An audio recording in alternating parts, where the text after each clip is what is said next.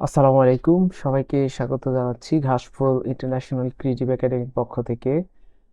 So আজকের এই ভিডিওতে আমরা কথা বলবো আইএলটিএস এর কিছু গুরুত্বপূর্ণ টপিক নিয়ে। আশা করি আপনাদের কাছে টপিকটি খুব বেশি আহ, ভালো লাগবে। আমরা নিশ্চয়ই জানি যে সামনে হয়তো 2-1 মাসের মধ্যেই আইএলটিএস পরীক্ষা পেপার বেস থেকে কমপ্লিটলি সেটি চলে যাচ্ছে কম্পিউটার বেসডের মাধ্যমে।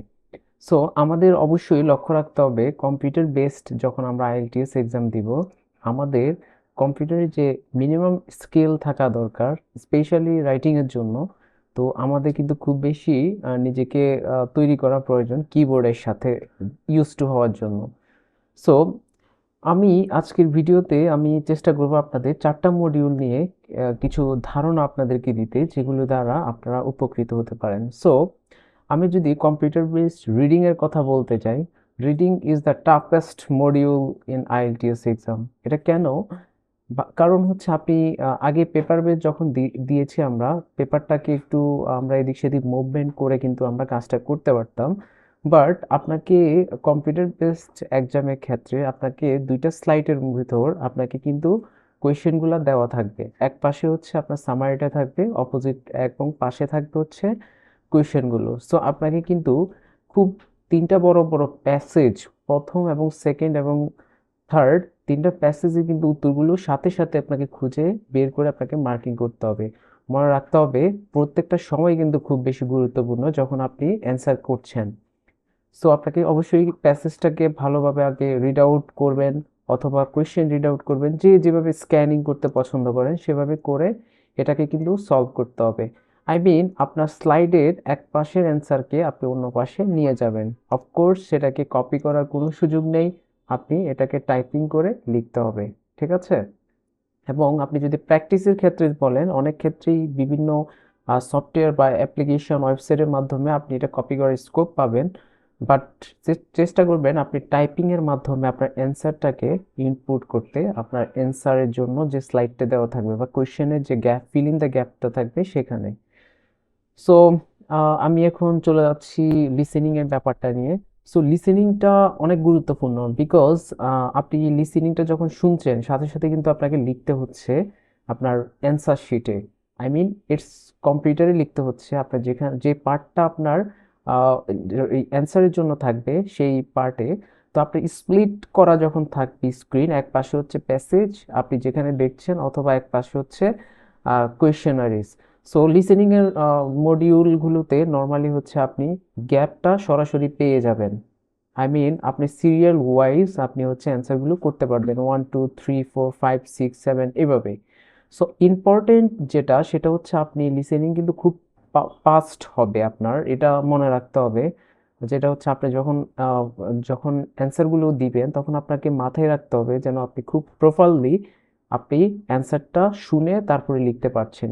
This is very mandatory, because আপনি যত কোয়েশ্চেন লং এর দিকে যাবে তখন হচ্ছে আপনার জিনিসটা হার্ড হয়ে যাবে, আপনার কোয়েশ্চেনগুলো একটু হার্ড থাকবে, ওয়ার্ডটা একটু বড় থাকতে পারে। সো এটা ম্যান্ডেটরি যে আপনি ইউজ টু হচ্ছেন কিনা কম্পিউটারের সাথে। সো এবং আমি যদি এখন যদি রাইটিং এর ব্যাপারটাতে আসি, writing is very crucial part for IELTS exam. So আমি কেন ক্রুশিয়াল বলতেছি, আপনার নর্মালি আমরা যদি ক্যামব্রিজের বইগুলো থেকে দেখি যেসব প্যাটার্নগুলো থাকে কোয়েশ্চেনের, সেই কোয়েশ্চেনগুলো কিন্তু নর্মালি অনেক সময় রিপিটেড হয় বা সিমিলার টপিক থাকে। বাট অনেক সময় দেখা যাচ্ছে সিমিলার টপিক না থাকলেও কাছাকাছি কোনো একটা টপিক থেকে থাকে। সো আপনার সাথে যদি এমনটা হয় যে আপনি অ্যান্সার দিচ্ছেন, কোশ্চেনটা এসেছে হচ্ছে আপনি ডাইনোসর নিয়ে, সো আপনার কাছে ডাইনোসরের কোনো স্পেসিফিক ইংলিশ ওয়ার্ড নেই যেগুলো দিয়ে আপনি এই রাইটিংটাকে কমপ্লিট করবেন ভালোভাবে। সো দ্য ম্যান্ডেটরি থিং হচ্ছে যে আপনি অফকোর্স যে টপিকই চান না কেন, অনেকগুলো টপিক আপনারা যারা আইএলটিএস এর জন্য প্রিপারেশন নিচ্ছেন নিশ্চয়ই হচ্ছে আপনারা বিভিন্ন রাইটিং এর বিভিন্ন ওয়েবসাইটে আপনারা যাচ্ছেন, সেখানে দেখবেন বিভিন্ন টপিক কিন্তু থাকে। ওই টপিকগুলো থেকে চেষ্টা করবেন কিছুটা ওয়ার্ড যেন আপনাদের ইংলিশে শিখে রাখেন। সেক্ষেত্রে আপনাদের হবে কি, আপনারা ওয়ার্ডগুলো দিয়ে কাছাকাছি একটা সেন্টেন্স মেক করতে পারবেন। স্পেশালি আপনি যখন কম্পিউটারে টাইপ করবেন, সো আপনার হাতে প্রত্যেকটা সেকেন্ড অথবা মিনিট অনেক ইম্পর্ট্যান্ট, বিকজ আপনি যদি চিন্তা করেন লিখতে যান তাহলে আপনার অনেক সময় নষ্ট হবে। মনে রাখবেন দুইটা টাস্ক কিন্তু আপনাকে কমপ্লিট করতে হবে, রাইটিং টাস্ক 1, রাইটিং টাস্ক 2। দুইটাই কিন্তু কম্পিউটারের মাধ্যমে আপনাকে একটা সার্টেন লিমিটেড ওয়ার্ড পর্যন্ত লিখতে হবে। সো আপনার টাইম কিন্তু আপনাকে একদম খুব ইউটিলাইজ করতে হবে যেন আপনি পারফেক্টলি কমপ্লিট করতে পারেন। এটা গেল রাইটিং এর ব্যাপারটা। তবে মেক শিওর করবেন আপনি রাইটিং অনেক বেশি প্র্যাকটিস করতেছেন, স্পেশালি গ্রামারের ক্ষেত্রে এবং হচ্ছে প্যাসিভ এবং কমপ্লেক্স সেন্টেন্সের ক্ষেত্রে খুব বেশি জোর দিতে হবে।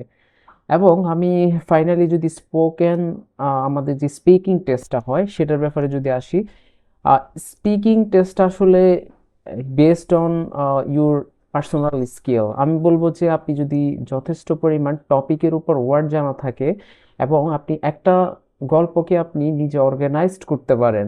ফর এক্সাম্পল, আপনাকে কেউ যদি বলে যে রাস্তায় আপনি কখনো কি কখনো চোর বা ডাকাতির শিকার হয়েছেন কি না, তখন আপনি কি প্রোটেকশন আপনার জন্য নিয়েছিলেন, এই ধরনের কোশ্চেন চলে আসতে পারে বা আপনাকে এক্সামিনার করতে পারে। ইভেন এমনও কোশ্চেন করতে পারে আপনার মিরর হচ্ছে কেন দরকার আমাদের। ঠিক আছে? সো রাইটিংয়ে আমরা জানি, স্পিকিংয়ে হচ্ছে অনেক ধরনের টপিক আছে যেগুলো হচ্ছে আমাদের এগুলো প্র্যাকটিস করে যেতে হয় স্পিকিং এক্সামের পূর্বেই। ঠিক আছে? সো স্পিকিংয়ের জন্য আমি বলতে চাই যে আপনারা অনেক বেশি স্টোরি কিভাবে পড়া যায় সেগুলো পড়বেন। বিশেষ করে ওয়ার্ড, আমরা বেসিক্যালি যে ওয়ার্ডগুলো জানি সো সেগুলি দিয়ে আশা করি রাইটিংয়ের যে ওয়ার্ডগুলো শিখবেন সেগুলি দিয়ে আশা করি কাভার হয়ে যাবে। বাট মেক শিওর করবেন যেন স্পোকেনে আপনার ফ্লুয়েন্সিটা থাকে। সো কম্পিউটার বেস যখন আপনি এক্সাম দিবেন তখন আপনার যে এক্সামিনার আপনাকে এক্সাম নেবে এটা কাইন্ড অফ অনলাইন হতে পারে অথবা হচ্ছে অফলাইনে হতে পারে। তো মেক শিওর করবেন আপনি দুইটাতে যেন কমফোর্টেবল হন। অনলাইনে যখন আপনি প্র্যাকটিস করবেন তখন চেষ্টা করবেন আপনি যেমন চ্যাট জিপিটি আছে অথবা বিভিন্ন অ্যাপ্লিকেশন আছে আপনার অনলাইনে প্র্যাকটিসের জন্য। সো সেখানে আপনি ইউজ টু হয়ে যাবেন অথবা ফিজিক্যালি কারো কাছে আপনি টেস্টটা দিবেন আপনার স্পোকেন। সো আই হোপ যে তখন আপনার যে জড়তা থাকবে সেটি কেটে যাবে। তবে মনে রাখবেন স্পিকিংয়ে মার্কিং উঠানোর ক্ষেত্রে আপনাকে অবশ্যই আইএলসের যে প্যাটার্নটা আছে, যে the way you will speak, সেটা কিন্তু আপনাকে ওই ফরম্যাটটা অনুযায়ী আপনাকে কথা বলতে হবে। বাট আপনি যদি র্যান্ডম আমরা সাধারণ যে গতানুগতিক কথা বলি সেগুলো বললে কিন্তু আপনার জন্য টাফ হয়ে যাবে। মার্কিং ক্রাইটেরিয়াটা এক্সামিনার আপনাকে কম দিবে, ব্যান্ড স্কোর আপনি কম পাবেন। সো কম্পিউটারের বেসড এক্সামের ক্ষেত্রে স্পিকিং টেস্টটা অনেকটা সিমিলার, আগে পেপার বেস যেমন ছিল এটার মধ্যে খুব বেশি পার্থক্য নেই। বাট মেক শিওর করবেন আপনাদের রিডিং, লিসেনিং এবং রাইটিং এই তিনটা মডিউল যেন পারফেক্টলি আপনারা ইউজ টু হতে পারেন কম্পিউটার বেসড এক্সামের সাথে। সো এখন আমি ফাইনালি আপনাদের একটা ওয়েবসাইটের কথা বলবো, যে ওয়েবসাইটটাতে আপনারা যদি প্র্যাকটিস করেন, আমি আই হোপ যে অনেকগুলো ওয়েবসাইটই আছে, আপনারা যে যেভাবে কমফোর্ট ফিল করেন, আমি আপনাদেরকে ইননোভেট যে ওয়েবসাইটটি আছে সেটিকে সাজেস্ট করব। এখানে সবগুলো ক্যামব্রিজের বই স্প্লিট করা আছে আপনার অ্যান্সার সহ। ওইখানে যদি আপনি প্র্যাকটিস করেন, আই থিঙ্ক যে আপনাদের মোটামুটি প্র্যাকটিসের জন্য যতটুক পরিশ্রম করা দরকার ওই কম্পিউটারে বসেই আপনি যদি প্র্যাকটিসগুলো রেগুলার একটা টেস্ট অথবা মক টেস্ট দেন অথবা নিজে প্র্যাকটিস করে থাকেন, তাহলে আমি মনে করব যে আপনাদের জন্য এটা একটা ভালো দিক হতে পারে বাসায় বসে প্র্যাকটিসের জন্য। সো আর যদি কখনো ইচ্ছা হয় যে আপনি গ্রামারটা প্র্যাকটিস করবেন বা গ্রামারটা প্রয়োজন, আপনি তখন গ্রামারের জন্য হয়তো ফিজিক্যালি কারো কাছে কোর্স করতে পারেন অথবা অনলাইন কোনো কোর্স নিতে পারেন, সেটা আপনার জন্য অনেক বেশি কার্যকর হবে।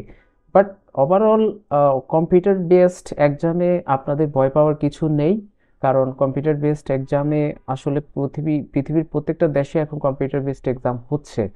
সো ইন দ্যাট কেস আমি মনে করি এটা খুবই ভালো যদি আমরা কম্পিউটারটাকে একটু স্কিলড হই। আমাদের এখানে হাতে টাইপিং করার যে ঝামেলাটা এটা যদি আমরা পরিপূর্ণ করতে পারি সেটা আমাদের জন্য অনেক ভালো হবে, instead of writing on the paper. So পেপারে লিখলে অনেক সময় আমাদের কাটাকাটির একটা বিষয় কিন্তু চলে আসে, সো সেটি কিন্তু আমাদের করা লাগছে না টাইপিং এর ক্ষেত্রে, জাস্ট আমাদের স্পিডটা একটু বাড়িয়ে দিতে হবে। এটাই ছিল কম্পিউটার বেসড এক্সাম যারা প্রস্তুতি নেবেন আইএলটিএস এর জন্য, যারা ভয় পাচ্ছেন। আমার জাস্ট কিছু ব্যক্তিগত অভিজ্ঞতা থেকে আপনাদেরকে শেয়ার করেছি। আশা করি ভিডিওটা আপনাদের ভালো লেগেছে। সবাই অনেক ভালো থাকবেন। আসসালামু আলাইকুম।